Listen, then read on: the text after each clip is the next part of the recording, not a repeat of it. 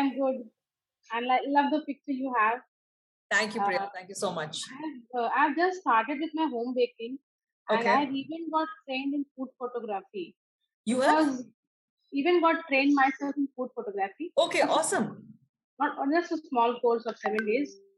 So, like you told that we should have a specialist because my photographs are okay, decent, but not that good as your one. So, in our business, like we bake every day, and we need to Hmm. upload those pictures in Instagram. So, going for a specialist, going for a food stylist and a food photographer is not feasible for us, and it is also not in our budget. Hmm. So, what is the solution? Like, just a Okay, simple decent will do it because I don't.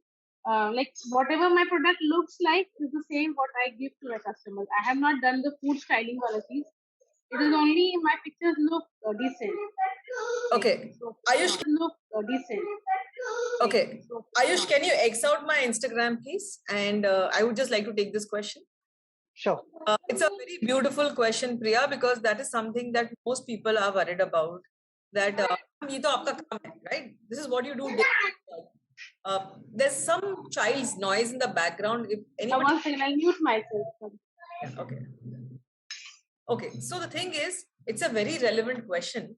But see, I would tell you one thing from my experience that if you are a baker, if you are a chef, that is your duty. Your maximum time should go towards improving your product rather than trying to train yourself as food stylist or food photographer. You know, don't try and master everything. Now, having said that, then how do you go on to take images?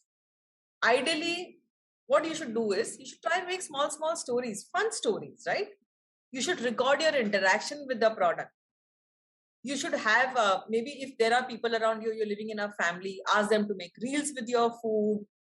It's not always important that the food picture itself is going to bring in a lot of clients. It's sometimes how people around you feel with that product, which will also get you clients, right? So, for example, if I got a parcel from you, Priya, and that product looked absolutely basic, but I am recording my interactions while having the product, and I am saying, oh my God, this is just so heavenly, this is just so great, and I put it out on my Instagram handle, then don't you think that people would inquire about your product? What you are selling is the product of a chef or a home baker. You are not a stylist, so you are not selling the image. In my case, my business model is different. A chef makes food to make sure that the people love the taste. We make sure that we bring in the visual temptation. You are not responsible for bringing in the visual temptation. You are responsible for making sure that the taste is great. So even if your pictures are basic right now, it is okay.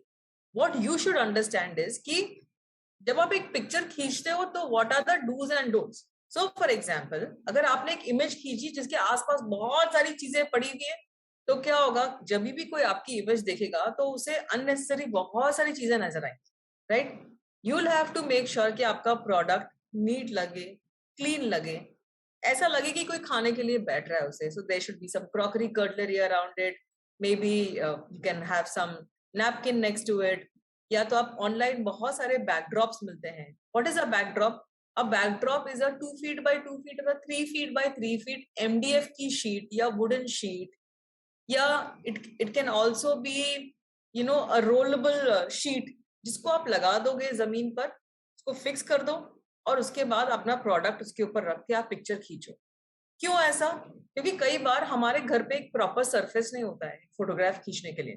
तो मान लो कि आपके घर पे सिर्फ red tiles है नीचे, अगर एक रेड टाइल के ऊपर आपने एक रेड कलर का फूड रखा तो वो अच्छा लगेगा देखने में? नहीं. And both of them will clash. So एक कॉन्ट्रास्ट क्रिएट करना होता है फूड के बीच में और एक बैकड्रॉप के बीच में. इसके लिए हम लोग बैकड्रॉप्स लेते हैं.